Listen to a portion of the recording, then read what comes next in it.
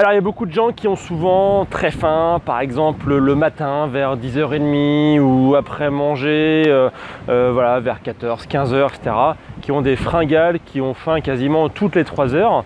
Et en fait, c'est pas normal, c'est un dysfonctionnement de votre corps, c'est que y a un truc qui tourne pas rond.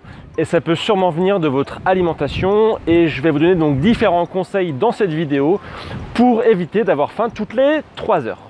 Alors le premier point qui est hyper important, c'est de ne pas mettre en œuvre ce qu'on appelle l'hypoglycémie réactionnelle. Qu'est-ce que c'est que l'hypoglycémie réactionnelle?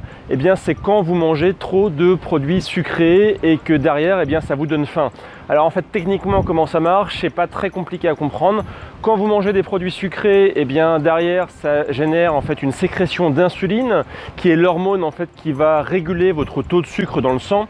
Et plus vous mangez de sucre, plus l'insuline est sécrétée. C'est normal, en fait, c'est un fonctionnement normal du corps. Le but étant d'avoir un taux de sucre dans le sang qui est relativement constant et qui est égal, grosso modo, à 0,8 g de glucose par litre de sang.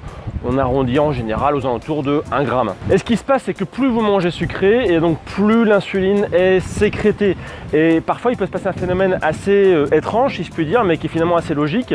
C'est que vous avez tellement d'insuline dans votre corps, que le taux de sucre en fait dans le sang passe en dessous cette fameuse barrière des 0,8 g de glucose par litre de sang. Et quand votre niveau de sucre dans le sang est trop bas, ça sécrète en fait un message qui dit voilà, j'ai pas assez de sucre, donc il faut que je mange. Et donc derrière vous avez faim, donc vous avez envie de manger, et donc ça sécrète en fait un mauvais message. En fait, vous avez mangé trop de sucre, donc derrière vous avez faim. Donc le truc pour pas avoir faim, c'est justement ne pas manger trop sucré, notamment le matin. Le matin, en fait, on voit en général que la plupart des petits déjeuners traditionnels français, en fait, il est extrêmement glucidique. Si vous regardez en fait le petit déjeuner traditionnel, ça peut être un peu un chocolat au lait ou un café au lait avec par exemple du pain, de la brioche, du pain de mie. Dessus, on va mettre de la confiture ou des pâtes tartinées. Et en fait, dans tous ces composants, il y a du sucre. Dès que vous mettez du lait, en fait, il y a le lactose qui est donc un sucre.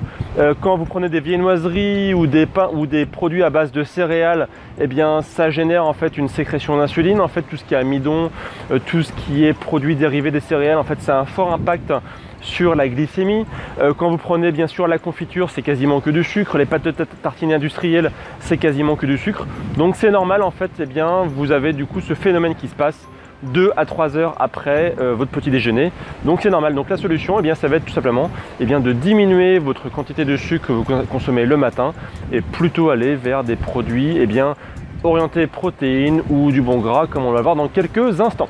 Donc on va plutôt essayer d'aller vers des aliments de type protéines ou lipides qui ont un plus faible impact sur l'insuline.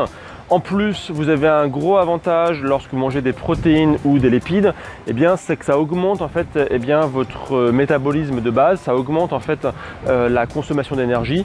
C'est ce qu'on appelle en fait la thermogénèse alimentaire.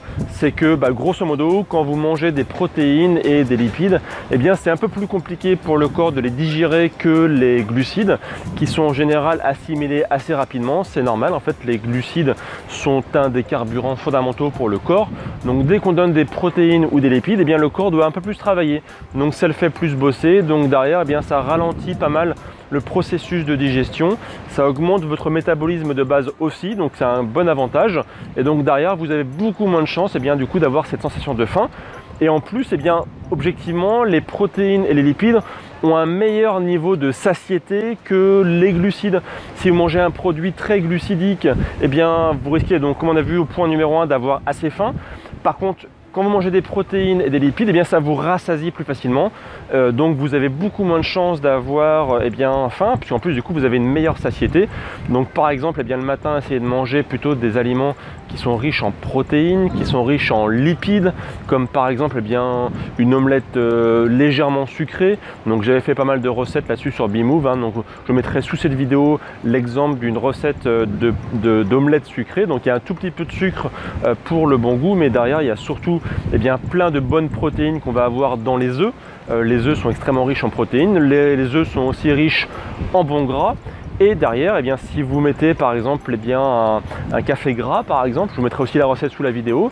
Eh bien, le café gras, vous avez donc le bon gras de l'huile de coco, donc qui est riche en acide gras, donc à chaîne moyenne, qui est donc une très très bonne source de lipides.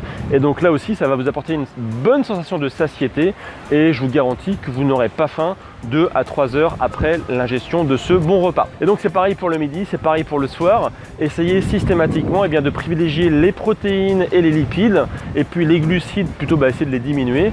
Si vous faites du sport, eh bien, les glucides, essayez de les consommer autour de votre séance de sport. Donc par exemple un petit peu avant, pourquoi pas un petit peu pendant, mais aussi après. Ce sera une excellente source du coup de consommer des glucides autour de vos séances de sport.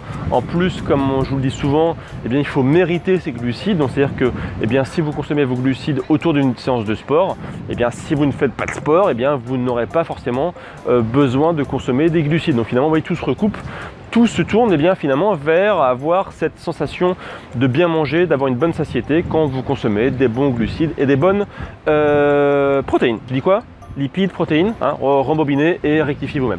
Donc voilà, c'est ce que je voulais partager avec vous aujourd'hui, comment bien manger sans avoir cet effet de faim très peu de temps après.